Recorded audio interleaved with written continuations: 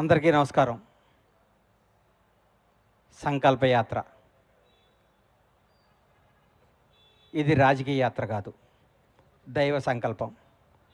దేవుడుకు మొక్కుకున్న మొక్కు, దేవుడు నాకు ఇచ్చిన నా కోరికను తీర్చినందుకు ఆయన మొక్కును రుణం తీర్చుకోవటమే. దయచేసి ఇది రాజకీయ యాత్ర కాదు, ఏ రాజకీయ పార్టీలకు సంబంధం లేదు. ఇది నేను అభిమానంతో ఎంకన్న కొండకు ఇక్కడి నుంచి నడిచి వెళ్తున్నా. ముఖ్యంగా నాకు జన్మనిచ్చిన నా తల్లిదండ్రులకు, నాకు బతుకునిచ్చిన నా షాద్నగర్ గడ్డకు, 4.5 దశాబ్దాల కిందట ఈ ఊర్లో అడుగుపెట్టాం. మామూలు కుటుంబంగా అడుగుపెట్టిన మాకు ఈ స్థాయి, ఈ స్టేటస్, ఈ అంతస్తు ఇచ్చిన ఈ షాద్నగర్ గడ్డ ఈ ప్రపంచంలో నాకు ఎంత ఇష్టమైన గడ్డ. అలాగే నా జీవితానికి అర్థం చెప్పి నేనున్నాను అని నన్ను ముందుకు నడిపించిన నా దైవ సమానులు పవన్ కళ్యాణ్ గారికి ఈ సందర్భంగా ఇంకొకసారి హృదయపూర్వక కృతజ్ఞతలు తెలియజేసుకుంటూ నా అడుగు ముందుకేస్తున్నాను. ఇది విచిత్రమో దైవ నిర్ణయమో నాకు తెలీదు. నేను హైదరాబాద్ మెగాస్టార్ చిరంజీవి గారిని చూద్దామని పోయా. ఫస్ట్ ఆయన హీరోగా నటించిన సినిమా నా థియేటర్లో ఆడుతుంది. ఈరోజు ఇక్కడ సంకల్ప యాత్ర మొదలు పెడుతున్నా.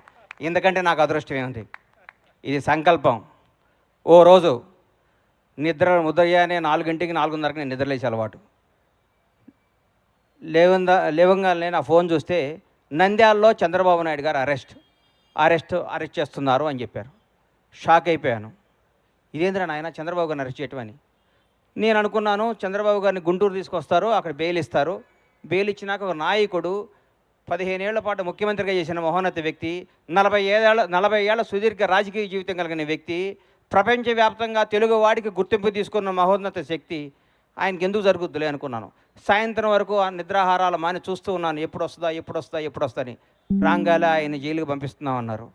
అప్పుడు కూడా మనసును చంపుకున్నాను. రాజమండ్రి జైల్లోకి వెళ్ళే లోపు డెఫినెట్గా సార్కి బెయిల్ వస్తుంది, ఏం కాదు ఇది కూడా ఆయనకి కూడా తెలుగు ప్రజలకు తెలుస్తుందిలే, ఇది నిజమేంటో అబద్ధమేంటో అనుకుంటూ ఉండగానే లోపలికి వెళ్ళారు. 1వ రోజు, 2వ రోజు, 3వ రోజు, 4వ రోజు, అలా రోజులు గడుస్తున్నాయి. సార్ బయటికి రావట్లేదు. లోపల ఏం చేస్తున్నారని చిన్న టెన్షన్, చిన్న భయం స్టార్ట్ అయింది. ప్రతిరోజు ప్రతి క్షణం ఈయన ఎప్పుడు బయటకు వస్తారా అంటూ ఉండేవాళ్ళు. ప్రతిరోజు నేను అందరితో మాట్లాడుతూ ఉంటే నేను ప్రతిరోజు వాయిదా ఉన్నప్పుడల్లా సుప్రీంకోర్టుకి వెళ్ళటం జరిగేది. ఎందుకు? అందరికంటే ఆ తీపి వార్త, ఆ మంచి వార్త, సార్కి బెయిల్ వచ్చింది అన్న మాట నేనే వినాలి ఫస్ట్ అన్న స్వార్థంతో ప్రతిరోజు ఢిల్లీ వెళ్ళి కూర్చుంటూ ఉండేవాడిని. ఢిల్లీ వెళ్ళి కూర్చుంటే ఒకరోజు కంపల్సరీ ఈయనకి బెయిల్ వస్తుంది, అందరూ హ్యాపీగా ఉండండి అందరూ అనుకోవటం జరిగింది. మాట్లాడుకున్నాం. ఆ రోజు మా శివాజీకి చెప్పాను, శివయ్య ఈసారి సార్కి బెయిల్ వచ్చేస్తుంది, ఇంకా హ్యాపీ, ఇంకా ఏం కాదంటే మానాడు అన్న రోజు మా వాడు నీది యథార్థవాదే లోక విరోధి, వాడు యథార్థాలు మాట్లాడతాడు కాబట్టి మా తమ్ముడు ఎప్పుడు లోకానికి విరోధి అవుతుంటాడు. ఎవరు ఏమనుకున్నా, ఎవరు ఎన్ని అనుకున్నా, ఏదనుకున్నా మా వాడు స్టైల్ మారదు, మా వాడు పందా మారదు. ఇది ఏం చెప్పిందో అదే మాట్లాడతాడు. మనస్సాక్షినే మాట్లాడే వ్యక్తి శివాజీ నేను మాట్లాడుకున్నాను. ఎల్లంగాలే జడ్జి గారి ముందు కూర్చున్నాను. సార్ది వచ్చింది, బెయిల్ వస్తుంది, 1 గంటలో సార్ బెయిల్కి వచ్చేస్తుంది, హైదరాబాద్ వెళ్ళిపోతే ఆనందం చూస్తే ఆ గౌరవ న్యాయస్థానంలో ఆ జడ్జి గారు ఒకటే మాట అన్నారు, ఇది నాట్ బిఫోర్ మీ అని ఫైల్ పక్కన పడేశారు. గుండె జారిపోయింది. అప్పటికే దాదాపు 43 రోజులు 42 రోజులు అయిపోయింది. ఇంకెప్పుడు బెయిల్ వస్తుందని చిన్న భయం స్టార్ట్ అయింది. నడుచుకుంటూ బయటకు వచ్చాను. ఆకాశం వైపు చూశాను. 7 కొండల వాడు కనపడ్డాడు. అయ్యా మానవ మాత్రులు ఇది చేసే పనిలా కనిపిస్తలేదు, 7 కొండల వాడా చంద్రన్నని ప్రాణాలతో బయటికి తీసుకురా. భగవంతుడు సాక్షిగా చెప్తున్నా, చంద్రన్నను బయటకు ప్రాణాలతో తీసుకురా. ఆయనకు పదవి రావాలనో అధికారం రావాలి, ఇవన్నీ నేను మొక్కోలా. ప్రాణాలతో ఆయన బయటకు వస్తే నా గడప నుంచి నీ గడప దాకా నడిచొచ్చి నీ మొక్కు తీర్చుకుంటానయ్యా, నువ్వే చంద్రబాబు గారిని కాపాడాలని మొక్కోవటం జరిగింది. ఆ రోజు మామూలుగా వచ్చాను. తర్వాత ఉద్యతం కేబీఆర్ పార్క్ దగ్గర ఓ రోజు వచ్చి అందరు మీడియా వాళ్ళు, సార్ ఏం చెప్తారని మీడియా మొత్తులు అందరూ నన్ను అడిగారు. కేబీఆర్ పార్కులోనో, ఔటర్ రింగ్ రోడ్లోనో, ఆస్ట్రేలియాలోనో, జపాన్లోనో, జర్మనీలోనో చంద్రబాబు జై అంటే కాదయ్యా, మీ ఊరు వెళ్ళండి, మీ స్వస్థలాలకు వెళ్ళండి, మీ ఊరు బొడ్రాయి దగ్గర కూర్చోండి, చంద్రన్న గురించి మాట్లాడండి. కరోనా వస్తే 2 సంవత్సరాలు ఇంట్లో కూర్చోలేదా?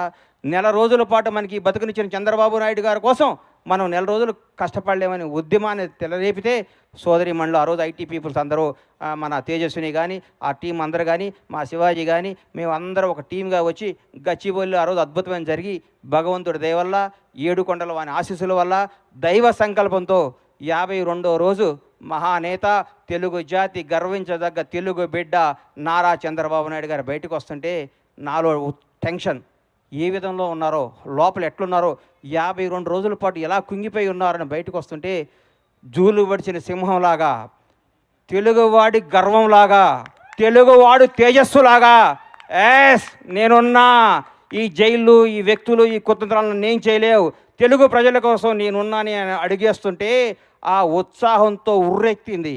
ఆ రోజు నుంచి చంద్రన్న నీలాంటోడు తెలుగు జాతికి కావాలి కదా మొక్కొని ఆ మొక్కు తీరటానికి అడిగేస్తున్నాను. ఇది రాజకీయ యాత్ర కాదు, ఇది దయచేసి రాజకీయంగా కానీ కాంట్రవర్సీగా చూడొద్దని చేతులెత్తి నమస్కరిస్తూ మీకు తెలియజేసుకుంటూ ఈ యాత్ర విజయవంతం కావాలని, ఈ యాత్ర ద్వారా ఏడుకొండలవాడు ఆశీస్సులు పొందాలని, నాతో పాటు నా అడుగు ప్రతి చంద్రబాబు అభిమాని అడుగుది, ప్రతి తెలుగువాడి అభిమానం అడుగుది. ఈ అడుగు నాది కాదు, ఈ కోట్ల మంది తెలుగు ప్రజలు అడుగుది. జై చంద్రబాబు. ఈ అవకాశం ఇచ్చిన ఏడుకొండల స్వామికి, నాకు సహకరించిన నా షాద్నగర్ ప్రజలందరికీ హృదయపూర్వక ధన్యవాదాలు తెలియజేసుకుంటూ మీ సహాయ సహకారాలు, మీ అభిమానం, మీ ఆశీస్సులు ఉండాలని కోరుకుంటూ సెలవు తీసుకుంటున్నాను. Thank you.